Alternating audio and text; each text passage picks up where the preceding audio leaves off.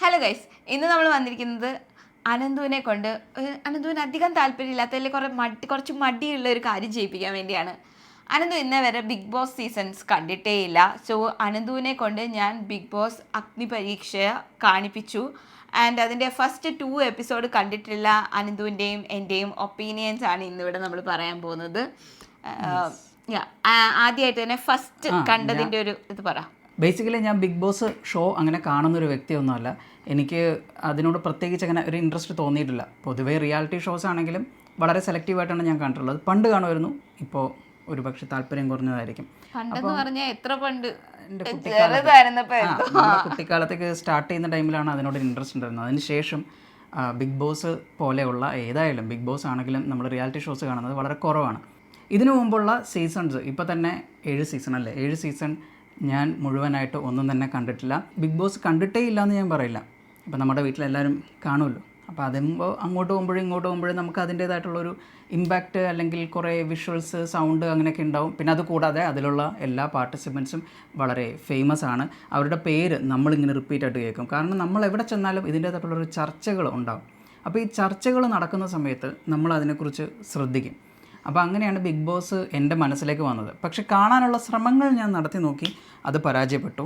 പ്രത്യേകിച്ച് കഴിഞ്ഞ സീസണൊക്കെ കണ്ടു തുടങ്ങി കഴിഞ്ഞപ്പോൾ കുറേയൊക്കെ ആ ഒരു ശബ്ദവും കാര്യങ്ങളും എനിക്ക് അതങ്ങോട്ട് എൻ്റെ ഒരു ഇതിനെ പറ്റിയൊരു സംഭവമല്ല. ഞാൻ കുറച്ചുകൂടി ഒരു പീസായിട്ടുള്ള സിറ്റുവേഷൻസ് അതൊക്കെ എനിക്ക് കണ്ടപ്പോൾ ഭയങ്കര ഒരു ചെറിയൊരു ബുദ്ധിമുട്ടൊക്കെ തോന്നി. എങ്കിലും ഞാൻ കഴിഞ്ഞ സീസണിൽ 2-3 എപ്പിസോഡൊക്കെ കണ്ടിട്ടുണ്ട്. പ്രത്യേകിച്ച് ലാലേട്ടൻ വരുന്ന എപ്പിസോഡ്സ് അതെനിക്ക് വളരെയധികം ഇഷ്ടമാണ്. ലാലേട്ടൻ്റെ ആ ഒരു എപ്പിസോഡ് കാണാൻ വേണ്ടിയിട്ട് മാത്രം ഞാൻ കഴിഞ്ഞ സീസണിൽ കുറേ എപ്പിസോഡ്സൊക്കെ കണ്ടിട്ടുണ്ടായിരുന്നു. പക്ഷേ എന്നിട്ടും ഞാൻ തീരുമാനിച്ചത് ഇനി കാണണമെന്നാണ്. പ്രത്യേകിച്ച് കഴിഞ്ഞ സീസണിൽ ആ ഗെയിം കാര്യങ്ങൾ അല്ലെങ്കിൽ അതിൽ വിന്നർ ഉപയോഗിച്ചിട്ടുള്ള PR വർക്ക് ഉൾപ്പെടെയുള്ള ടെക്നിക്സ്. കഴിഞ്ഞ സീസണാണ് കുറച്ചും കൂടി ബിഗ് ബോസിൽ നടക്കുന്ന ഉള്ളുകളികൾ അല്ലെങ്കിൽ ബിഗ് ബോസിന്റെ പേരിൽ നടക്കുന്ന പ്രൊമോഷൻസും കാര്യങ്ങളും വഴി ഉള്ള കാര്യങ്ങളും ഒക്കെ കുറെ എക്സ്പോസ്ഡ് ആയ ഒരു സീസണും കൂടി ആയിരുന്നു കഴിഞ്ഞ സീസൺ. ഞാൻ ആ ടൈമിൽ പറഞ്ഞിരുന്നു അനന്തൂട്ടാ നമുക്ക് കാണാം, എന്നിട്ട് റിയാക്ട് ചെയ്യാം എന്നൊക്കെ പറഞ്ഞു. അപ്പോൾ എന്തായാലും ഇപ്രാവശ്യം ഞാൻ ഒന്ന് കൂടി ശ്രമിച്ചു നോക്കാം. പ്രത്യേകിച്ച് ത്രൂ ഔട്ട് കണ്ടു നോക്കാം എന്നൊരു പ്ലാനിങ് ഇട്ടിട്ടുണ്ട്. പക്ഷേ അതിൻ്റെ ഒപ്പം തന്നെ എനിക്ക് ഇപ്പം നമ്മളീ പറഞ്ഞ് കണ്ടിട്ട് അപ്പം തന്നെ വീഡിയോ ഇടാൻ പറ്റുമെന്ന് അറിയില്ല. ഞങ്ങളിപ്പോൾ 2-3 എപ്പിസോഡ് ഒന്നിച്ചൊക്കെയാണ് കാണുന്നത്. എന്തായാലും കണ്ടിട്ട് അതിനെക്കുറിച്ചുള്ള ഒരു പറ്റുന്ന പോലെ നമ്മൾ വീഡിയോ ഒക്കെ ചെയ്യാം. പറ്റോ ഇല്ലയോ എന്ന് ആദ്യം അറിയാലോ. കണ്ടിട്ട് കുറച്ച് കഴിയുമ്പോൾ പറ്റില്ലെങ്കിൽ ഞാൻ ചിലപ്പോൾ ഇട്ടിട്ട് പോകേണ്ടി വരും. എനിക്കറിയില്ല, എൻ്റെ ഒരു വൈബല്ല ഇതുവരെ അത് ഷോ എന്ന് പറയുന്നത്. അപ്പം ഇനി അങ്ങോട്ടേക്ക് നമുക്ക് നോക്കാം കുറേ പേര് ഇഷ്ടപ്പെടുമോ, അവരുടെ ഗെയിംസൊക്കെ ഇഷ്ടപ്പെടുമോ എന്നുള്ളത്. അപ്പോൾ ഫസ്റ്റ് അതിൻ്റെ ഭാഗമായിട്ട് എന്തോ അഗ്നിപരീക്ഷ അല്ലേ, അഗ്നിപരീക്ഷ കണ്ടു. അഗ്നിപരീക്ഷ ഈസ് നോട്ട് ബിഗ് ബോസ് ഹൗസിനുള്ളിലെ കാര്യങ്ങളല്ല. It's just A preliminary game. അത് കളിച്ചിട്ടാണ് കോമണർ ആയിട്ടുള്ള ഇപ്പോൾ പല മേഖലയിലുള്ള കുറേ ആൾക്കാർ, നോർമലായിട്ടുള്ള ആൾക്കാരെ അവർ തിരഞ്ഞെടുത്തിട്ട് ഒരു 40 കണ്ടസ്റ്റൻസിനെ എടുത്തു. അതിൽ വെറും 6 കണ്ടസ്റ്റൻസിനെ മാത്രമേ ഇവർ ബിഗ് ബോസ് ഹൗസിലേക്ക് വിടത്തുള്ളൂ. 6 പേരേ ഉള്ളൂ. ആൻഡ് ബാക്കി എല്ലാവരെയും അവർ എലിമിനേറ്റ് ചെയ്യും.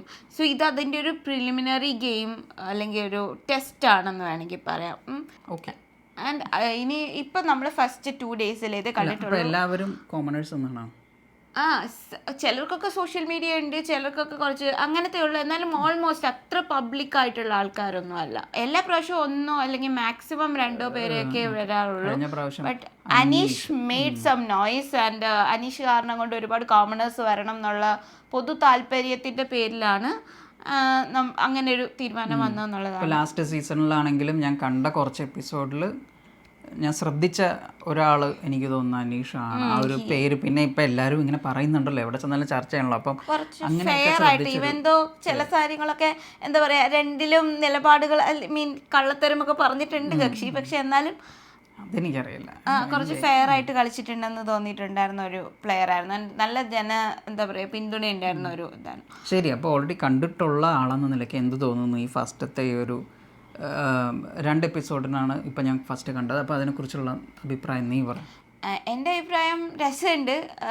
മോസ്റ്റ്ലി എനിക്ക് ബിഗ് ബോസ് കാണുമ്പോൾ ഞാനും കൂടുതൽ കാണാൻ ഇഷ്ടപ്പെടുന്ന ഗെയിംസാണ്. അല്ലാതെ എനിക്ക് അതിലെ ഇൻറ്റേർണൽ പൊളിറ്റിക്സിനോട് അങ്ങനെ വലിയ താല്പര്യമുള്ള ആളല്ല. ബട്ട് കാണുമ്പോൾ ഞാൻ കൂടുതലും ഗെയിംസിന് ഫോക്കസ് ചെയ്തിട്ടാണ് കാണുന്നത്. And this is more games എന്നുള്ളതുകൊണ്ട് എനിക്കത് ഇഷ്ടപ്പെട്ടു. ഇപ്പം തന്നെ എല്ലാവരും ബിഗ് ബോസ് മെറ്റീരിയൽ ആണ് എന്ന് കാണിക്കാനുള്ള വൻകിട ശ്രമം നടക്കുന്നുണ്ട്. അപ്പം അത് നമുക്ക് എല്ലാവരിൽ നിന്നും കാണാൻ പറ്റും. ഞാൻ ഈ 2 എപ്പിസോഡ്, ഫസ്റ്റ് 2 എപ്പിസോഡിൻ്റെ ബേസിസിൽ മാത്രമാണ് പറയുന്നത്. ഫസ്റ്റ് എപ്പിസോഡിനേക്കാളും എനിക്ക് സെക്കൻഡ് എപ്പിസോഡ് കുറച്ചും കൂടി ഇഷ്ടപ്പെട്ടു. കുറച്ചുകൂടെ ആക്റ്റീവായിരുന്നു. ഗെയിംസും നല്ലതായിരുന്നു ഫസ്റ്റിനേക്കാളും സെക്കൻഡ് എന്നാണ് എനിക്ക് തോന്നുന്നത്. വന്നിട്ടുള്ള എല്ലാവർക്കും ഒരു നല്ലൊരു എനർജി അവർ കാണിക്കുന്നുണ്ട്. അപ്പോൾ അതുകൊണ്ട് തന്നെ എനിക്ക് തോന്നുന്നു ബിഗ് ബോസിൽ അത്ര എനർജി ഇല്ലാതെ അവിടെ പിടിച്ചു നിൽക്കാൻ പറ്റുമെന്ന് എനിക്ക് തോന്നുന്നില്ല. പിന്നെ ഒരാൾ ഫോളോ ചെയ്ത പാറ്റേൺ റിപ്പീറ്റഡ്ലി അടുത്ത ആൾ ഫോളോ ചെയ്യാനുള്ള അത് എല്ലാ സീസണിലും ഉണ്ട്. അതായത് ഇതിന് മുന്നേ ഉള്ള സീസണിൽ വിന്നർ ഉപയോഗിച്ച വിന്നിങ് സ്ട്രാറ്റജി നെക്സ്റ്റ് സീസണിൽ വരുമ്പോൾ അവിടെ അതിൽ ആരെങ്കിലുമൊക്കെ യൂസ് ചെയ്യാനായിട്ട് ശ്രമിക്കുന്ന ഒരു സാധനം നമ്മൾ എല്ലാ ബിഗ് ബോസ് സീസണിലും കണ്ടിട്ടുണ്ട്. സോ അതേപോലെ ഇവിടെയും ഒരാൾ പറയുമ്പോഴത്തേനും കപ്പിൻ്റെ കാര്യം എങ്ങാനും പറഞ്ഞു പോയി കഴിഞ്ഞാൽ പിന്നെ മാല പോലെ കപ്പിൻ്റെ കാര്യമായിരിക്കും പറയുന്നത്. അല്ല, ഇവർ വന്നവർ എനിക്ക് തോന്നുന്നത് ഇപ്പം മുമ്പ് ജയിച്ചവർ എന്താണോ ചെയ്ത് അത് തന്നെ റിപ്പീറ്റ് ചെയ്യാനുള്ള. കാരണം ഇവർ ടി വിയിൽ കണ്ടിട്ടാണല്ലോ വരുന്നത്. മറ്റവരെ കുറേ നാള് എത്ര നാളാണ് ഇത് പരിപാടി? 3 മാസം 100 days 100 ദിവസം. അപ്പോൾ അതൊക്കെ കണ്ടിട്ട് വരുന്ന ആൾക്കാരെന്ന നിലയ്ക്ക് അവർ തീർച്ചയായിട്ടും മുമ്പ് ജയിച്ചവരുടെ പാറ്റേൺ ഒക്കെ കോപ്പി അടിക്കാൻ ശ്രമിക്കും.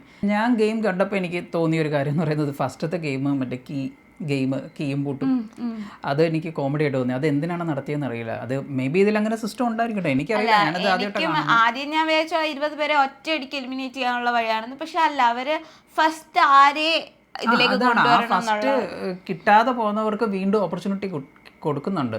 അപ്പോൾ എനിക്ക് തോന്നുന്നു ഇവർ ക്ലാസ് ആയിട്ട് സെലക്ട് ചെയ്യും. അതായത് ഏറ്റവും ബെസ്റ്റിനെ അങ്ങനെയല്ല, 20 people, ആദ്യത്തെ 20 people ആര് വേണം എന്നുള്ള ടെസ്റ്റ് പോലെ എനിക്കത് ഫീൽ ചെയ്തത്.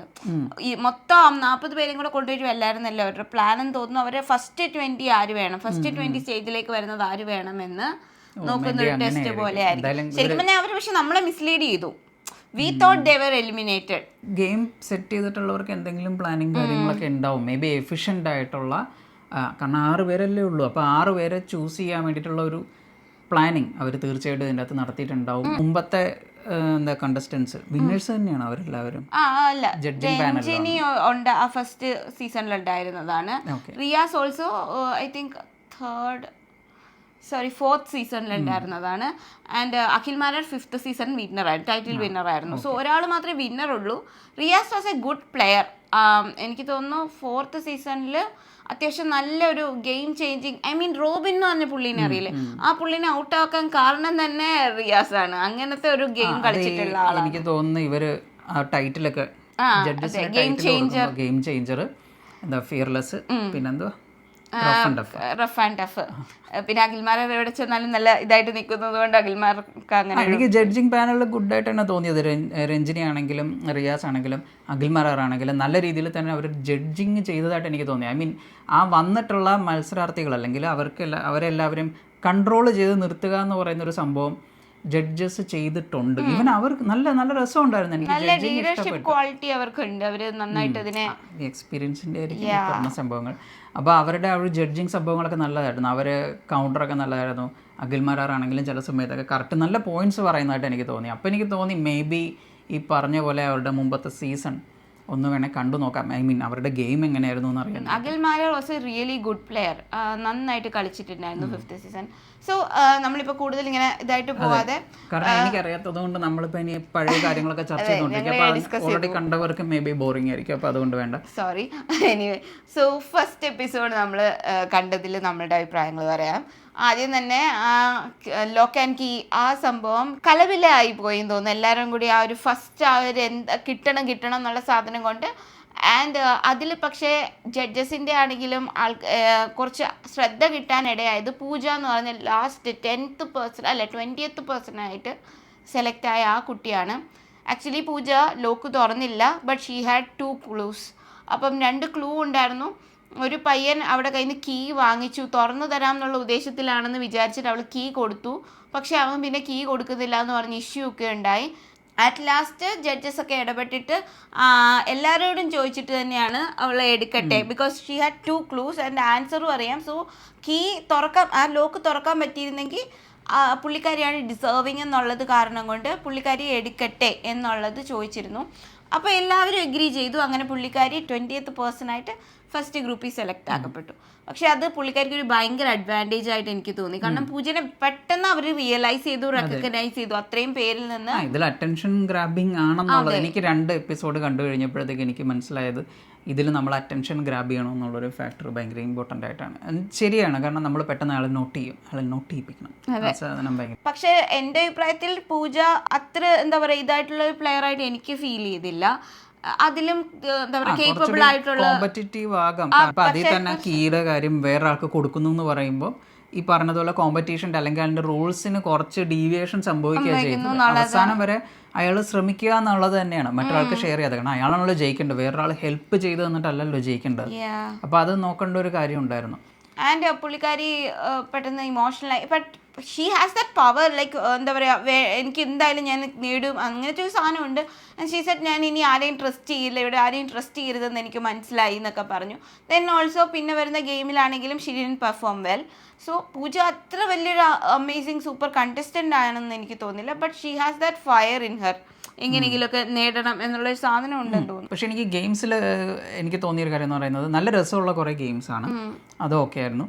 പക്ഷേ എല്ലാ ഗെയിംസിലും സ്ട്രാറ്റജി എന്ന് പറയുമ്പോഴത്തേന് എനിക്ക് ആ സ്ട്രാറ്റജിയാണ് എനിക്ക് ചില സമയത്ത് കോമഡി ആയിട്ട് തോന്നുന്നത്. അത് നമ്മുടെ കൂടെ മത്സരിക്കുന്ന ആൾക്ക് പണി കൊടുത്തിട്ടാണെങ്കിൽ നമ്മൾ ജയിക്കുക എന്നൊരു സാധനം ഉണ്ട്. അത് എൻ്റെ ഒരു സ്റ്റൈൽ. ഞാൻ നോക്കുമ്പോൾ നമ്മൾ നോർമൽ ഗെയിംസ് കളിക്കുമ്പോൾ അങ്ങനെയല്ലല്ലോ, ഫെയർ ആൻഡ് സ്ക്വയർ ആ ഒരു രീതിയിൽ വരണം എന്നുള്ളതാണ്. അപ്പോൾ ബിഗ് ബോസിൽ അങ്ങനെയല്ല എന്നുള്ളത് എനിക്കിപ്പോൾ 2 എപ്പിസോഡ് കണ്ടു കഴിഞ്ഞപ്പോൾ മനസ്സിലായി. സോ ഐ നോ ഇതെങ്ങനെ പോകാം എന്നൊരു ഏകദേശം ഒരു ഐഡിയ കിട്ടിക്കൊണ്ടിരിക്കുന്നു. ബിഗ് ബോസ് ഒരിക്കലും ഫെയർ ആൻഡ് സ്ക്വയർ അല്ല. എങ്ങനെയാണെങ്കിലും just try to be the winner and be the winner എന്നുള്ളതാണെന്നുള്ളത്. അത് കുറച്ച് ടൈം എടുക്കുമായിരിക്കും. അപ്പം ഞാനും കുറച്ച് കഷ്ടപ്പെട്ടായിരുന്നു ആ ഒരു പാർട്ട് അണ്ടർസ്റ്റാൻഡ് ചെയ്യാനും. ചില സമയത്ത് ഇപ്പോഴും ദഹിക്കാത്ത കാര്യങ്ങൾ നടക്കുന്നുണ്ട്. പാടുള്ള കാര്യം തന്നെയാണ്. പിന്നെ അപ്പോൾ ഫസ്റ്റ് ഗ്രൂപ്പായിട്ട് കുറച്ച് പേരെ വിളിച്ചു. ഐ തിങ്ക് 8 ആൾക്കാരുണ്ടായിരുന്നു. ആൻഡ് അവരോട് പറഞ്ഞത് കപ്പ് സ്റ്റാക്ക് ചെയ്യാൻ വേണ്ടിയായിരുന്നു, ഇൻവേർട്ടഡ് പിരമിഡിന്റെ രീതിയിൽ. എല്ലാവരും ചെയ്തു. ഐ തിങ്ക് എല്ലാവരും അത് അത്യാവശ്യം ചെയ്തു. പക്ഷേ 3 പേർക്ക് മാത്രമേ വിന്നർ ആവാൻ പറ്റത്തുള്ളായിരുന്നു. ബാക്കിയുള്ളവരെ എല്ലാവരെയും അവർ എന്താ പറയുക ഡേഞ്ചർ സോൺ, അതായത് ഔട്ട് ഹൗസ് എന്ന് അവർ പേരിടുന്ന ഡേഞ്ചർ സോണിലേക്കാണ്. അത് ഭയങ്കര കോമഡിയായിരുന്നു. ഔട്ട് ഹൗസ് മുമ്പ് ഡേഞ്ചർ സോൺ തന്നെയായിരുന്നു. അങ്ങനെ ഒരു സാധനം ഇല്ലായിരുന്നു ആക്ച്വലി. ഇങ്ങനത്തെ ഒരു സംഭവം ഇതിന് മുന്നേ നടന്നിട്ടില്ലായിരുന്നു കേട്ടോ. This is the first time കോമണേഴ്സിന് വേണ്ടി ചെയ്തതാണ് ഇവർ. ആ കപ്പ് സ്റ്റാക്ക് ചെയ്തതിൽ 3 പേരെയാണ് വിന്നറായിട്ട് പ്രഖ്യാപിച്ചത്. ആൻഡ് അതിന് ശേഷം ബാക്കി 4 പേരെ ഔട്ട് ഹൗസിലേക്ക് വിടുകയാണ് ചെയ്തത്. ആൻഡ് വൺ മോർ തിങ് ഉണ്ട്, ഇവർക്ക് ഒരു പെൻറ്റൻ്റ് ഉണ്ട്, ഇൻഫിനിറ്റി പെൻഡർ. അതിന് ഇൻഫിനിറ്റി പവേഴ്സ് ഉണ്ടെന്ന് പറയുന്നുണ്ട്. എന്തൊക്കെയാണ് പവേഴ്സ് എന്നുള്ളത് മെൻഷൻ ചെയ്തിട്ടില്ല. ബട്ട് ദാറ്റ് പെൻഡൻറ്റ് ഹോൾഡ് ചെയ്യുന്ന ആൾക്കാർക്ക് ഒരുപാട് പവേഴ്സ് കിട്ടും. അത് ഇൻഫിനിറ്റി പവേഴ്സ് ആയിരിക്കും എന്ന് പറയുന്നുണ്ട്. പവേഴ്സ് പിന്നെ ആയിരിക്കും അവർ പറയാമെന്ന് എനിക്ക് തോന്നുന്നു. അപ്പം ആ പെൻറ്റൻറ്റ് ജഡ്ജസ് തീരുമാനിക്കുന്ന ആൾക്കാർക്കാണ് കിട്ടുന്നതെന്നാണ് പറഞ്ഞത്. സോ 3 ടീമായിട്ട് ഇവരെ തിരിക്കും. അതിനുശേഷം ആദ്യം എനിക്ക് തോന്നുന്നു റിയാസിൻ്റെ ഗ്രൂപ്പിനെയാണ് വിളിച്ചത്. ആൻഡ് ഗെയിം ചേഞ്ചർ ഗ്രൂപ്പ് അവർക്ക് കൊടുത്ത ഇൻവെർട്ടർ പിരമിഡ് ഗെയിം കഴിഞ്ഞപ്പോൾ 3 പേരെയാണ് അവർ വിന്നേഴ്സായിട്ട് കൺസിഡർ ചെയ്ത്. ബാക്കി 4 പേരെ അവർ ഡേഞ്ചർ സോൺ, അതായത് നമ്മുടെ ഔട്ട് ഹൗസിലേക്ക് വിട്ടു. അതെനിക്ക് ആദ്യമൊക്കെ ആയിരുന്നു, കുഴപ്പമില്ലായിരുന്നു. പക്ഷെ പിന്നുള്ള ഗെയിം വന്നു കഴിഞ്ഞപ്പോഴത്തേനും 2 പേരെയൊക്കെ വിടുന്നുള്ളൂ. അപ്പോൾ ആദ്യത്തെ ടീമിൽ നിന്ന് എന്തുകൊണ്ട് 4 പേരെയും ഡേഞ്ചർ സോണിൽ വിട്ടു എന്നുള്ള ഒരു ചോദ്യം എനിക്കുണ്ടായിരുന്നു. ബട്ട് എനിവേ ആ ഗെയിമിൻ്റെ റൂൾ അതായിരിക്കാം. അപ്പം 3 പേരെ വിന്നറായിട്ട് ഒരേപോലെ സ്റ്റാക്ക് ചെയ്ത് നന്നായിട്ടെന്നുള്ള രീതിയിൽ ഒരാളുടേത് കുറച്ച് അഗ്ലി ആയിരുന്നു. ബാക്കി 2 പേരും നന്നായിട്ട് തന്നെയാണ് ചെയ്തിരുന്നത്. പക്ഷെ ഒരാൾ കുറച്ചും കൂടി നന്നായിട്ടെന്നും പറഞ്ഞിട്ട് ഐ തിങ്ക് പ്രണവിൻ്റെയാണ്. പ്രണവ് ഗ്രാഫിക് ഡിസൈനറാണ്. മേ ബി പുള്ളി ആ എസ്തെറ്റിക് സെൻസ് ഒക്കെ യൂസ് ചെയ്ത് നല്ല വൃത്തിക്ക് ഗ്യാപ്പിങ്ങും സ്പേസിങ്ങും ഒക്കെ കൊണ്ടുവന്നത് കൊണ്ടായിരിക്കാം നന്നായിട്ട് ചെയ്തിട്ടുണ്ടായിരുന്നു. കാണുമ്പോൾ ഭംഗിയുണ്ടായിരുന്നു. സോ പ്രണവിനാണ് ആ ഇൻഫിനിറ്റി നമുക്ക് കിട്ടി. And I also felt that's deserving. എനിക്ക് തോന്നുന്നു ആ ഗെയിമിൽ ആ ഫ്ലോർ തന്നെ ആക്ച്വലി ഒരു ചെറിയൊരു ഷെയ്ക്ക് ഉണ്ട്. ഇവർ ഓടുന്നതൊക്കെ അനുസരിച്ചിട്ട് ആ ഫ്ലോറിനും ചെറിയൊരു വൈബ്രേഷൻ പറയുന്നുണ്ടായിരുന്നു. ഫ്ലോർ അനക്കല്ലേ എന്നൊക്കെ പറയുന്നത്. സെക്കൻഡ് ടീമിന് കൊടുത്ത ടാസ്ക് എന്ന് പറഞ്ഞു കഴിഞ്ഞാൽ മറ്റേ റിങ് വെച്ചിട്ട് ഇൻ ഔട്ട് റൈറ്റ് ലെഫ്റ്റ് പറയുമ്പോൾ അതിനനുസരിച്ച് ചെയ്യാന്നുള്ളതാണ്. പക്ഷെ ഇതിനകത്ത് ഒരു അടിപൊളി ട്വിസ്റ്റ് എന്താന്ന് പറഞ്ഞാൽ ഇതിൽ ഇൻ ഔട്ട് റൈറ്റ് ലെഫ്റ്റ് അല്ല, ഇതിൽ പേര് പറയുന്നതിനനുസരിച്ചിട്ട് മാറണം എന്നുള്ളതായിരുന്നു. And that was the difficult thing. എനിക്ക് തോന്നുന്നു എനിക്കൊരിക്കലും ആ പേര് ഇന്നുമായിട്ട് അസോസിയേറ്റ് ചെയ്യുന്നതെന്ന് പറഞ്ഞാൽ ഭയങ്കര ഡിഫിക്കൽട്ട് ആയിട്ടുള്ള ടാസ്കാണ്. അതെനിക്ക് ഭയങ്കര പാടായിരിക്കും. എനിക്ക് കാരണം ഫസ്റ്റ് ഞാനൊക്കെ ഫസ്റ്റ് അതെ എനിക്കത് അങ്ങനെ അസോസിയേറ്റ് ചെയ്യാൻ പറ്റില്ല. ഇൻ ഔട്ട് എന്നുള്ള ആ പേരിനനുസരിച്ച് അത് കിട്ടിയ കുറേ തവണ ചെയ്താൽ കിട്ടുമായിരിക്കും. ബട്ട് ഇത് ഫസ്റ്റ് ഒരു തവണ പറഞ്ഞു കൊടുക്കുമ്പോൾ തന്നെ they have to keep that in mind that ഇന്നെന്ന് പറഞ്ഞ ഇന്നാളാണ്. ഇപ്പം തന്നെ എനിക്കത് ഓർമ്മയില്ല ആരുടെ പേരായിരുന്നു ആരോടാണ് അസോസിയേറ്റ് ചെയ്തിരുന്നെന്നുള്ളത്. So that was a pretty good game. And അതിൽ കുറച്ച് ലെവൽ പോയവർ വരെ ഞാൻ പറയും അടിപൊളി അവര് നന്നായിട്ട് കളിച്ചു എന്ന് തന്നെ പറയണം. ഇത് കീപ്പ് ചെയ്യാന്ന് പറഞ്ഞാൽ ഭയങ്കര പാടാണ്. അതിൽ പാർവതി എന്ന് പറഞ്ഞൊരു കുട്ടിയാണ് വിന്നർ ആയത്. ആൻഡ് 2 പേരെ മാത്രം, അതായത് ആദ്യം ഈ ഗെയിമിൽ നിന്ന് പുറത്തായ 2 പേരെ മാത്രമേ ഔട്ട് ഹൗസിലേക്ക് വിട്ടുള്ളൂ. അതിൽ ക്ലിയർ വിന്നർ ഉണ്ടായിരുന്നു. ആ ക്ലിയർ വിന്നറിന് തന്നെയാണ് ഇൻഫിനിറ്റി പെൻഡന്റ് കൊടുത്തത്. അതിനകത്ത് വേറെ കൺഫ്യൂഷനോ അത് ജഡ്ജസ് ചൂസ് ചെയ്തതോ അങ്ങനെയൊന്നും ആയിരുന്നില്ല. She was the winner and she got the pendant, അങ്ങനെയായിരുന്നു. ദെൻ മൂന്നാമത്തെ ഗെയിം എന്ന് പറഞ്ഞാൽ ബോൾ കപ്പിൽ ഇങ്ങനെ ഇടുക എന്നുള്ളതും അതും ഒരു തവണ മാത്രം നിലത്ത് കുത്തിയിട്ട് ഐ മീൻ ടേബിളിൽ കുത്തിയിട്ട് അത് വീഴണം. ആൾക്കാരെല്ലാം അത് ഭയങ്കര സ്ട്രാറ്റജിക് ആയിട്ട് അത് ഇങ്ങനെ ഇട്ടിട്ട് ഇങ്ങനെ വന്ന് വീഴുന്ന രീതിയിൽ ആൾക്കാർ നന്നായിട്ട് കളിച്ചിട്ടുണ്ടായിരുന്നു. കോമൺ ഗെയിമാണ് and it's A pretty much easy ഗെയിമും കൂടിയാണ്. അതിനകത്തും ഏറ്റവും ലീസ്റ്റ് ആയിട്ട് കളക്ട് ചെയ്ത്, അതായത് 8 കപ്പാണ് 2 പേര് കളക്ട് ചെയ്തു. അവരെ 2 പേര് ഔട്ട് ഹൗസിൽ വിട്ടു. നത്തിങ് എന്താ പറയുക, അതിലും ഭയങ്കര ആനിച്ചൊക്കെ അങ്ങനത്തെ സാധനങ്ങളൊന്നും ഉണ്ടായിരുന്നില്ല. ഫെയർ ഗെയിം അത്രേ ഉണ്ടായിരുന്നുള്ളൂ. പക്ഷെ നെക്സ്റ്റ് ഡേയിലെ ആയിരുന്നു ഞങ്ങൾക്ക് ഭയങ്കരമായിട്ട് ഇഷ്ടപ്പെട്ടു. വന്നപ്പോൾ തന്നെ അതിഭയങ്കര എനർജി ഉള്ള ഒരു ഗ്രൂപ്പായിരുന്നു നമ്മുടെ ഫസ്റ്റ് ഗെയിമിൽ. ആദ്യത്തെ ജഡ്ജസ് തന്നെ അവര് തന്നെ അത് പറയുന്നുണ്ട്. റിയാസ് ആണെങ്കിലും പ്രത്യേകിച്ച് പറയുന്നുണ്ട് ഫസ്റ്റ് ഡേയിനേക്കാളും സെക്കൻഡ് ഡേയിലുള്ള ആ ഗെയിംസ് ആണ് കൂടുതൽ ഇഷ്ടപ്പെട്ടത്. ഗെയിംസ് അല്ല, കണ്ടസ്റ്റൻസിനെയാണ് ഇഷ്ടപ്പെട്ടതെന്ന്. പക്ഷെ ആക്ച്വലി എനിക്ക് തോന്നുന്നത് ഗെയിംസിന്റെയും കൂടിയാണ്. എനിക്കും അങ്ങനെ തന്നെയാണ്. ഫസ്റ്റ് ഡേയിലെ ഗെയിംസ് പ്രിറ്റി ലോ, കുറച്ച് എനർജി ലോ ആയിരുന്നു എനിക്ക് തോന്നിയത്. പക്ഷെ രണ്ടാമത്തെ ദിവസത്തെ ഗെയിംസ് എന്ന് പറഞ്ഞാൽ കൈൻഡ് ഓഫ് ഇൻട്രസ്റ്റിംഗ് ആയിട്ടുള്ള ഗെയിം ആയിരുന്നു എല്ലാം. അപ്പം അതിൽ കുറച്ചുകൂടി ചലഞ്ചിങ്ങും ഉണ്ടായിരുന്നു. ആൾക്കാരെ ആര് വേണം എന്ന് ചൂസ് ചെയ്യാനും പാടായിരുന്നു. ആർക്ക് കൊടുക്കണം, ആര് വിന്നർ ആവണം, ആ സംഭവം ഭയങ്കര ഡിഫിക്കൽട്ടി ആണ്. Judges did A very good job. എനിക്ക് സെക്കൻഡ് ഡേ ഭയങ്കരമായിട്ട് ഇഷ്ടപ്പെട്ടു. അപ്പോൾ ഫസ്റ്റ് തന്നെ അഗെയിൻ ആ 20 പീപ്പിളിനെ കൊണ്ടുവന്നു. അപ്പോൾ അവർ ആദ്യത്തെ ലോക്ക് ആൻഡ് കീ ഗെയിമിൽ ഫെയിലായത് കാരണം കൊണ്ട് നിങ്ങൾ വിഷമിച്ചോ എന്നൊക്കെ ചോദിക്കുന്നുണ്ട്. അപ്പോൾ ആണ് ഒരു കുട്ടി പറയുന്നത് പൂജ ഫെയർ ആൻഡ് സ്ക്വയർ ആയിട്ടല്ല കയറിയത്, ആ ഗെയിം ഫെയർ അല്ലായിരുന്നു എന്നൊക്കെ പറയുന്നത്. ബട്ട് റിയാസ് ആണെങ്കിലും എല്ലാവരാണെങ്കിലും പൂജനെ നന്നായിട്ട് ഓർക്കുകയും പൂജയ്ക്കൊരു നോട്ടീസ് ചെയ്യപ്പെട്ടു. ഇവിടെയും ഒരു പൂജ രണ്ടാമത്തെ ദിവസം വന്നു. പക്ഷെ പുള്ളിക്കാരി ഒരു നെഗറ്റീവ് വേയിലാണ് കുറച്ച് പെട്ടതെന്ന് തോന്നുന്നു. അതെ, നോട്ട് ചെയ്തു, പക്ഷേ നെഗറ്റീവായിട്ട് വന്നു. അത് നെഗറ്റീവായിട്ട് ടോട്ടൽ ഇമ്പാക്ട് ചെയ്യുകയും ചെയ്തു. പക്ഷെ എനിക്ക് ഈ പൂജയിൽ സെക്കൻഡ് ഡേയിലെ പൂജയിൽ കുറച്ച് ഫയർ കൂടുതലുണ്ടെന്ന് തോന്നുന്നു. അവരെന്തായാലും അത് കളയില്ല. കാരണം ഇങ്ങനെ ഒരു എനർജി കീപ്പ് ചെയ്യുക അല്ലെങ്കിൽ ഇത്തരത്തിലുള്ള എനിക്ക് തോന്നുന്നു കുറച്ച് വഴക്കിടാനൊക്കെയുള്ള ബിഗ് ബോസ് മെറ്റീരിയൽ. അപ്പൊ ബിഗ് ബോസ് മെറ്റീരിയൽ എന്താണെന്നുള്ളതിന്റെ ഐഡിയ അതെനിക്കും കുറെ കഴിഞ്ഞിട്ടാണ് കിട്ടിയത്. ലാസ്റ്റ് സീസണിൽ എനിക്ക് സാധനം കിട്ടിയത് അനുമോളെ പോലെയൊക്കെ ആയിരിക്കണം. ഇപ്പൊ ലാസ്റ്റ് സീസൺ കഴിഞ്ഞ് അതിന്റെ കുറച്ച് അവിടുന്ന് ഇവിടുന്നുള്ള കാര്യങ്ങളും വാർത്തകളും യൂട്യൂബിലുള്ള ട്രോളും അല്ലാതെയുള്ള വീഡിയോസൊക്കെ കണ്ടു കഴിഞ്ഞപ്പോൾ എനിക്ക് മനസ്സിലായി ഓക്കെ ഇതിൻ്റെ അകത്ത് ഇങ്ങനെ കുറേ സംഭവങ്ങളുണ്ട്. നേരെ ചൊവ്വേ കളിച്ച് ജയിക്കുക എന്ന് പറയുന്നത് എല്ലാവർക്കും ഈസി ആയിട്ടുള്ളൊരു കാര്യമൊന്നും അല്ല എന്നുള്ള കാര്യം. ആൻഡ് അനന്തോനോട് ഞാൻ ഇപ്പോഴേ പറഞ്ഞിട്ടുണ്ട്, നീ ഏറ്റവും നന്നായിട്ട് കളിക്കുന്ന ആൾ വിന്നർ ആകുമെന്ന് ചിന്തിക്കേ ചെയ്യരുത്. He won't be the one or she or he whatever it is. അവരായിരിക്കില്ല അത് എന്നുള്ളത് ഓൾറെഡി ഞാൻ പറഞ്ഞ് മനസ്സിലാക്കിയിട്ടുണ്ടല്ലോ. വലിയ നിരാശ വരുവേ. അപ്പോൾ പൂജ ആ ഗെയിം ഫെയർ ആൻഡ് സ്ക്വയർ അല്ല എന്ന് പറഞ്ഞു. അപ്പോൾ രഞ്ജിനി നന്നായിട്ട് ചോദിക്കുന്നുണ്ട്, എല്ലാവരോടും ചോദിച്ചിട്ടല്ലേ ഞാൻ ഇത് പറഞ്ഞതെന്നൊക്കെ. ഇതിൽ പൂജയ്ക്ക് വന്ന ഈ സെക്കൻഡ് പൂജയ്ക്ക് വന്ന മിസ്റ്റേക്ക് എന്താണെന്ന് വെച്ച് കഴിഞ്ഞാൽ ഷി ക്വസ്റ്റ്യൻഡ് ജഡ്ജസ് ഡിസിഷൻ എന്ന് എനിക്ക് തോന്നി. കുറച്ച് ഓവർ സ്മാർട്ട് കളിക്കാൻ വന്നതുപോലെ അവർക്ക് തോന്നിയിട്ടുണ്ടാവും. ഡിസിഷൻ മാത്രമല്ല, തലേ ദിവസം എല്ലാവരോടും ചോദിച്ചപ്പോൾ എല്ലാവരും ഓക്കെ പറഞ്ഞു. ഒന്നുകിൽ പറയുമ്പോൾ അപ്പം പറയണം, അല്ലാതെ അത് കഴിഞ്ഞിട്ട് പിന്നെ വന്നത് പറയുമ്പോൾ എനിക്ക് തോന്നുന്നു അതൊരു അറ്റൻഷൻ ക്രിയേഷൻ തന്നെയാണ് ഉദ്ദേശിച്ചത്. അതിനെ ആ ഒരു രീതിയിൽ തന്നെ അവർക്ക് എടുത്തിട്ടാണ് അവരത് കുറച്ച് ഇതാക്കിയത്. അപ്പം ജഡ്ജസിന് കഴിഞ്ഞ ദിവസം പോയതുപോലെ തന്നെ പോവണ്ടെന്നുള്ള ഒരു സാധനം ഉണ്ടെന്ന് തോന്നി. ഇവർ 2 രീതിയിലാണ് ഇതിനെ എടുക്കുക. അപ്പം ജഡ്ജസ് ഇങ്ങനെ പെരുമാറുമെന്ന് നമുക്ക് പ്രെഡിക്റ്റ് ചെയ്യാൻ പറ്റത്തില്ല. കഴിഞ്ഞ ദിവസം ആ പൂജയുടെ കാര്യത്തിൽ അവർ കൂടെ നിന്നുവെങ്കിൽ ഈ പൂജയുടെ കാര്യത്തിൽ വന്നപ്പം ദേ ക്വസ്റ്റ്യൻഡ് ഹെർ.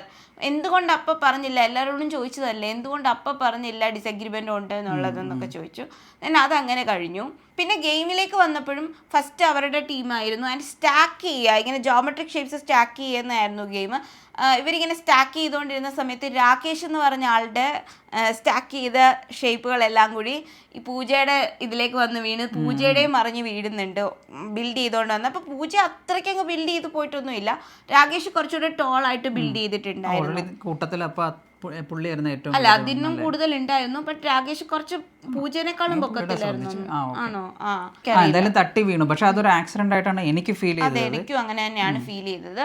പക്ഷേ ഗെയിം എല്ലാം കഴിഞ്ഞു കഴിഞ്ഞപ്പോഴത്തേനും പൂജ വാസ് ബ്ലെയിമിങ്, ഞാൻ പണിത് ഫുൾ എത്തിച്ചേനെ, ഈ പുള്ളി തട്ടിയിട്ടത് കൊണ്ടാണ് എന്നൊക്കെ പറഞ്ഞ്. അപ്പം ആദ്യത്തെ ഒരു ഇതുള്ളത് കൊണ്ടും കൂടി ആയിരിക്കാം ആ blaming didn't go well. First ആണെങ്കിലും ആദ്യത്തെ പൂജേനെ നല്ലോണം എന്താ കുറ്റം പറഞ്ഞിട്ട് കയറാൻ നോക്കി. രണ്ടാമത് വന്നപ്പോൾ കൂടെ കളിച്ച പ്ലെയറിനെയും കുറ്റം പറഞ്ഞു. ബേസിക്കലി പറഞ്ഞ കൂടെ കളിക്കുന്ന ആരാണോ അയാളെ കുറ്റം പറയാന്നുള്ളൊരു സ്റ്റേജിൽ ആ ഒരു ടാക്ടിക്സ് എടുത്തു എന്നാണ് എനിക്ക് ഫീൽ ചെയ്തത്. പക്ഷേ അതോടെ വർക്കൗട്ടൊന്നും ആയില്ല. ജഡ്ജസ് കറക്റ്റായിട്ട് അത് ക്യാച്ച് ചെയ്തു. പക്ഷെ അവർക്ക് അത് ഇഷ്ടപ്പെട്ടു എന്നാണ് എനിക്ക് മനസ്സിലായത്. ബിഗ് ബോസ് മെറ്റീരിയലാണ്. അതെ, അതുകൊണ്ടാണ് പറഞ്ഞത് she is a big boss material. Blaming game കളിച്ചാൽ നല്ലോണം ഇതാകും. പക്ഷെ ഇവിടെ പുള്ളിക്കാരിക്ക് പണിയാണ് മൊത്തത്തിൽ കിട്ടിക്കൊണ്ടിരിക്കുന്നത്. പിന്നെ വേറൊരാള് ഗ്രൂപ്പായിട്ട് സ്റ്റാക്ക് ചെയ്തെന്നും പറഞ്ഞ് പുള്ളിനെയും ഔട്ട് ഹൗസിലേക്ക് വിട്ടു. പക്ഷെ ഈ ഗെയിമിൽ എനിക്ക് ഭയങ്കര ഇൻട്രസ്റ്റിംഗ് ആയിട്ട് കൊടുത്തത് പെൻഡന്റ് കൊടുത്ത പരിപാടിയാണ്. അതെ അതെ അതെ, അത് എനിക്കും ഭയങ്കര ഇഷ്ടപ്പെട്ടു.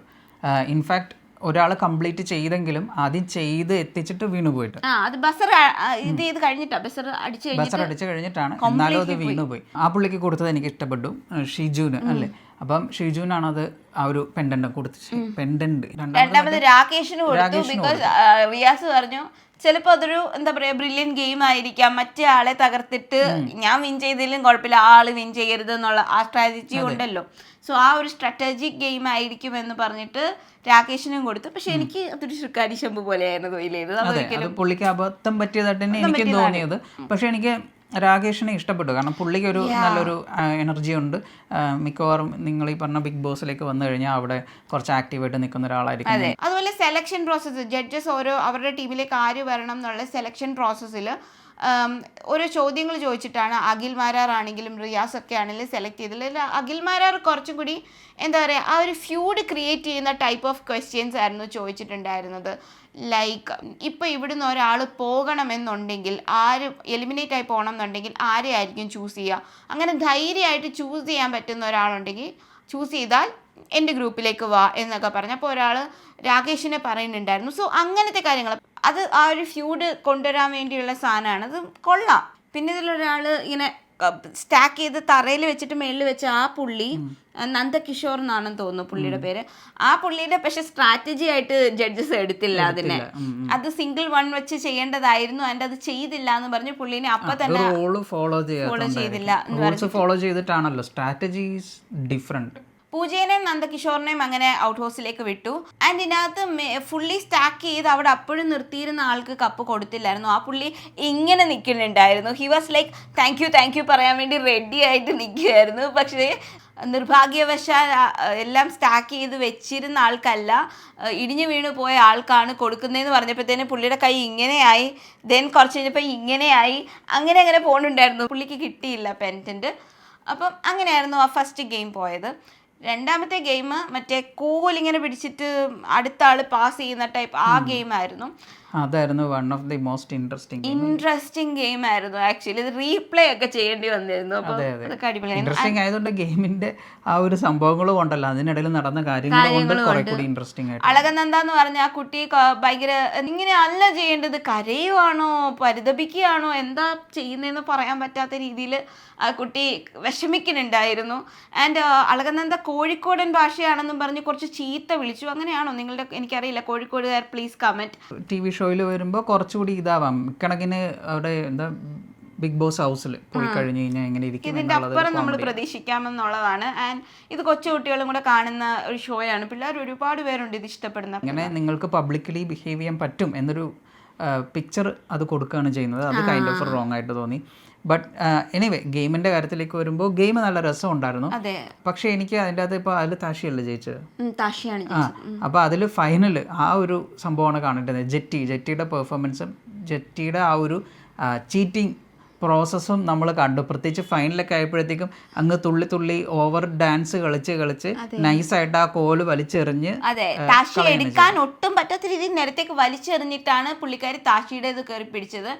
And she was very confident that എന്തായാലും ജഡ്ജസ് പുള്ളിക്കാരി തന്നെ വിന്നർ ആക്കും എന്നുള്ളത് ഉണ്ട്. പക്ഷെ ജഡ്ജസ് റീപ്ലേ പോകാൻ പറഞ്ഞു, എന്നിട്ട് ഒന്നും കൂടി റീ ചെയ്യിക്കണം എന്ന് പറഞ്ഞു ആ ഗെയിം അവർ രണ്ടുപേരും കൂടെ. ഫെയർ ആയിട്ട് കളിക്കുമ്പോൾ ഇടയ്ക്കൊക്കെ ചീറ്റ് ചെയ്യുക സംഭവങ്ങളൊക്കെ ചെയ്ത് ജയിക്കുന്ന സ്ട്രാറ്റജി ഇതിലുണ്ടെന്ന് പറഞ്ഞു. That I agree.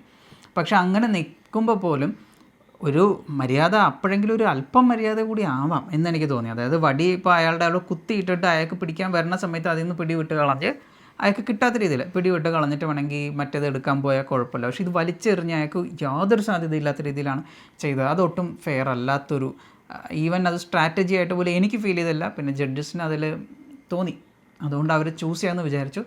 പക്ഷെ അപ്പോഴും Shetty was very confident and very arrogant. എന്നിട്ട് എനിക്ക് തോന്നുന്നില്ല, എനിക്ക് താല്പര്യമില്ല. രഞ്ജിനി ബ്യൂട്ടിഫുള്ളി മാനേജ് ചെയ്തു. I really like her attitude. Ranjini അത് ചെയ്തത് ഓക്കെ മോളെ എന്നാൽ കുഴപ്പമില്ല, ഇനി റീമാച്ച് വേണ്ട, ഓക്കെ മോള് ചെയ്തത് വെച്ചിട്ട് ഞങ്ങളത് സ്ട്രാറ്റജി ആയിട്ട് ഒതുക്കാൻ നോക്കി, പക്ഷെ മോള് സമ്മതിക്കുന്നില്ല. So Tashi is the winner എന്ന് ബിഗ് ബോസ് മെറ്റീരിയൽ. ഇങ്ങനെ ചെയ്യാൻ നല്ല കഴിവുള്ള ആൾക്കാരായിരിക്കും ഇതിനകത്ത് നല്ലോണം കയറുക എന്നുള്ളത്. അതാ ഞാൻ പറഞ്ഞത്, എനിക്ക് തോന്നുന്നു ഇങ്ങനെയുള്ള ഇത്തരത്തിൽ പറഞ്ഞ ബിഗ് ബോസ് മെറ്റീരിയൽ ആവാൻ പറ്റിയ ഇത്രയും ആൾക്കാരെ ജഡ്ജി എന്ന് പറയുന്നത് തന്നെ ഭയങ്കര പാടുള്ള കാര്യമാണ്. ആൻഡ് ആ 3 ജഡ്ജസ് അവർ 3 പേരും അത് നന്നായിട്ട് ചെയ്തിട്ടുണ്ടായിരുന്നു തന്നെയാണ് എനിക്ക് തോന്നിയത്. കാരണം എനിക്ക് തന്നെ കണ്ടിട്ട് ജെറ്റിക്ക് ഒരു അവസരം കൂടി കൊടുത്തു ടു ചൂസ് ഹും, ആരാണ് ഈ ഇതിലേക്ക് ഔട്ട് ഹൗസിലേക്ക് പോകേണ്ടതെന്നുള്ളത് ചൂസ് ചെയ്യാനുള്ള ഒരു ഓപ്ഷൻ. അപ്പോൾ ഷീ വാസ് പ്ലേയിങ് ദാറ്റ് എൻ്റെ ഫ്രണ്ടാണ് എന്നൊക്കെ പറഞ്ഞപ്പോൾ തന്നെ മോളെ വേണ്ട എന്ന് പറഞ്ഞു. ഈ ഗെയിമിലും 2 പേരാണ് ഔട്ട് ഹൗസിലേക്ക് പോയത്. ആദ്യം തന്നെ ഷാമോൻ പോയി ചെണ്ടകൊട്ടിൽ നടന്നുകൊണ്ടിരുന്ന സമയത്ത് തന്നെ കോലെ കയറി പിടിച്ചു. അപ്പൊ തന്നെ നിർത്തിക്കോ പൊക്കോ ഔട്ട് ഹൗസിലേക്ക് എന്ന് പറഞ്ഞു വിട്ടു. രണ്ടാമത് പിന്നെ അവരായിട്ട് ജഡ്ജസ് ആയിട്ട് ചൂസ് ചെയ്ത് സെക്കൻഡ് പോയ ആളിനെ വിട്ടു. It was fair. നല്ല ഗെയിമായിരുന്നു. താഷി ഫ്രം ദ സ്റ്റാർട്ട് പറയാതിരിക്കാൻ വയ്യ, ഭയങ്കര അത്ലറ്റിക് ആണ്, നല്ല രസമായിട്ടാണ് കക്ഷി കളിച്ചത്. ആൻഡ് തഷി എനിക്ക് ഭയങ്കരമായിട്ട് ഇഷ്ടപ്പെട്ടു ആ ഒരു ഗെയിം എങ്ങനെയാ ഹാൻഡിൽ ചെയ്തെന്നുള്ളത്. ദെൻ തേർഡ് ഗെയിം അത് ഭയങ്കര ഇൻട്രസ്റ്റിംഗ് ആയിരുന്നു. ഒരു ബൗളിലേക്ക് ഇതിടുന്ന മറ്റേ പേപ്പർ സ്ട്രോ വെച്ച് വലിച്ചിട്ട് അത് ബ്ലോ ചെയ്യുക, കൊണ്ടുവന്നിട്ട് ഓരോ കറക്റ്റായിട്ട് ഇടുക. നിങ്ങൾ ജയിക്കാൻ വേണ്ടി കളിക്കുന്നതിൻ്റെ ഒപ്പം തന്നെ ഓപ്പോസിഷൻ ജയിക്കാതിരിക്കാനുള്ള സംഭവങ്ങളും നിങ്ങൾക്ക് ചെയ്യാൻ പറ്റും എന്നുള്ള ഒരു സംഭവത്തെ സ്ട്രാറ്റജി ആയിട്ട് പറയുന്നത് കേട്ടപ്പോൾ എനിക്ക് ശരിക്കും പറഞ്ഞാൽ അപ്പോഴാണ് എനിക്ക് മനസ്സിലായത് ബിഗ് ബോസ് ഗെയിംസിൻ്റെ ഒരു സ്ട്രാറ്റജി എന്നൊക്കെ പറയുമ്പോൾ ആ ഒരു നെഗറ്റീവ് സൈഡ്, യെസ്, ചവിട്ടി കയറി പോരൽ പരിപാടി ശരിക്കും ഉണ്ടെന്ന് എനിക്ക് മനസ്സിലായത് ആ ഒരു മൊമെൻറ്റിലാണ്. ഓപ്പോസിറ്റിലെ ആളെ പേപ്പർ പെറുക്കാൻ വരുമ്പോൾ അത് ഊതിക്കളയുക, അതുപോലെ തന്നെ ഓപ്പോസിഷൻ്റെ പാത്രത്തിൽ അവരുടേതല്ലാത്ത മറ്റൊരു കളർ കൊണ്ടിടാം എന്നൊരു ഓപ്ഷൻ കൂടിയുണ്ട്. എനിവേ അത് ആരും ശ്രദ്ധിച്ചില്ല. അങ്ങനെ ആരെങ്കിലും ചെയ്തിരുന്നെങ്കിൽ ഓപ്പോസിഷനെ തോൽപ്പിക്കാൻ പറ്റുമായിരുന്നു. ബട്ട് ജഡ്ജസ് അത് പറഞ്ഞു കൊടുക്കുന്നത് കണ്ടപ്പോൾ I was really shocked. Reneesha ആണെങ്കിൽ നിങ്ങളിത് കേട്ടോ, നിങ്ങൾക്ക് പറഞ്ഞു തന്നിട്ടുണ്ടായിരുന്നു എന്ന് പറഞ്ഞു വലിയ കാര്യത്തെ. ബട്ട് അവർ ആ ബിഗ് ബോസ് ലെവലിലേക്ക് എത്തിയിട്ടില്ല, പിള്ളേർ ആരും അങ്ങനെ എത്തിയിട്ടില്ല. അല്ല, ഗെയിം വരുമ്പോൾ പൊതുവേ നമ്മൾ ആ ഗെയിം കളിക്കുക എന്നുള്ളതല്ലേ ശ്രദ്ധിക്കുള്ളൂ. പിന്നെ അതിനകത്ത് എനിക്ക് തോന്നുന്നു ശ്യാമാണ് കളിച്ചത് ആ ഒരു രീതിയിൽ. ബട്ട് നൈസായിട്ട് ഇടയിൽ കൂടി പോയി വിന്നറായ നമ്മുടെ ലൊലീറ്റയാണ് താരം. അതേ പൊളിച്ചു. എനിക്ക് ഭയങ്കരമായിട്ട് ഇഷ്ടപ്പെട്ടു. ആരും ശ്രദ്ധിക്കാതെ ആണെങ്കിൽ പോലും നൈസായിട്ട് ഗെയിം വിൻ ചെയ്തു. പക്ഷെ അത് ഈ പറഞ്ഞ നിങ്ങളുടെ ബിഗ് ബോസിന് പറ്റുമോ? പക്ഷേ Lolita is a really good gamer എന്ന് എനിക്ക് തോന്നി. വലിയ ആളും പേരും ഒന്നും ഇല്ല, ഐ ഡോണ്ട് നോ. അതുകൊണ്ട് she is a big boss material എന്ന് ആൾക്കാർ പറയുമെന്ന് എനിക്കറിയില്ല. But I really like Lolita. കാരണം അത് ആർക്കും ഒരു ഇതുണ്ടാകാതെ she won fair and square, and that's what we both like. ഷ്യാമിനും കിട്ടുന്നുണ്ട് ബിക്കോസ് ഷ്യാം ഏത് സ്ട്രാറ്റജി യൂസ് ചെയ്തു എന്ന് പറഞ്ഞിട്ട്. ആൻഡ് ഇതിലും 2 പേരെയാണ് ഔട്ട് ഹൗസിലേക്ക് വിട്ടത്. ഏറ്റവും കുറച്ച് പേപ്പർ കളക്ട് ചെയ്തത് കാരണം കൊണ്ട് ഒരു കുട്ടീനെ വിട്ടു. I don't remember her name, but വിട്ടു. ദെൻ സൂംബ ഇൻസ്ട്രക്ടറിനെയും വിട്ടു. പുള്ളിയുടെ കാര്യത്തിൽ എനിക്ക് രസമായിട്ട് തോന്നി രഞ്ജിനി പറഞ്ഞത്, അതൊരു എയറോബിക് തിങ് ആണ് ഈ സൂംബ എന്ന് പറയുന്നത്. എന്നിട്ട് ബ്രെത്ത് കിട്ടിയില്ല എന്ന് പറഞ്ഞാൽ കോമഡി ആണെന്ന് പറഞ്ഞിട്ടാണ് പുള്ളിയെ വിട്ടത്. അത് ഫണ്ണായിരുന്നു. ആൻഡ് ലൊലീറ്റയ്ക്ക് കിട്ടാനുള്ള റീസണും ഷീസ് എ സ്വിമ്മർ എന്നുള്ളതാണെന്നുള്ളതും അത് രസകരമായിട്ടുള്ള കാര്യമായിരുന്നു. പുള്ളിക്കാരുടെ സ്കില്ലാണ് പുള്ളിക്കാരി ഈ ഒരു ഗെയിം വിൻ ചെയ്യാനായിട്ട് ഹെൽപ്പ് ചെയ്തത്. അപ്പൊ ആ ഒരു സംഭവം കൂടി ഉണ്ട്. അത് തന്നെ സൂംബ ഇൻസ്ട്രക്ടർക്ക് നെഗറ്റീവായിട്ടും ബാധിച്ചത്. അപ്പം ഇതായിരുന്നു ഫസ്റ്റ് ആൻഡ് സെക്കൻഡ് എപ്പിസോഡിലുള്ള നമ്മൾ നോട്ട് ചെയ്ത കാര്യങ്ങൾ എന്ന് പറയുന്നത്. ആൻഡ് ഇനി നമുക്ക് 2 എപ്പിസോഡും കൂടെ, ഇപ്പൊ ഈ വീഡിയോ ചെയ്യുന്ന സമയത്ത് നമുക്ക് 2 എപ്പിസോഡും ഇനിയും കാണാനുണ്ട്. ഓക്കെ, അപ്പൊ പെട്ടെന്ന് തന്നെ കണ്ടിട്ട് നമുക്ക് അതിനെ കുറിച്ചുള്ള ഒപ്പീനിയൻസുമായിട്ട് വരാം. So that's all. ഞങ്ങളുടെ ഒപ്പീനിയനും ഞങ്ങളുടെ ഈ ഒരു എന്താ പറയുക ഡിസ്കഷനും ഒക്കെ നിങ്ങൾക്ക് ഇഷ്ടപ്പെട്ടു എന്നുണ്ടെങ്കിൽ like, share and subscribe to our channel.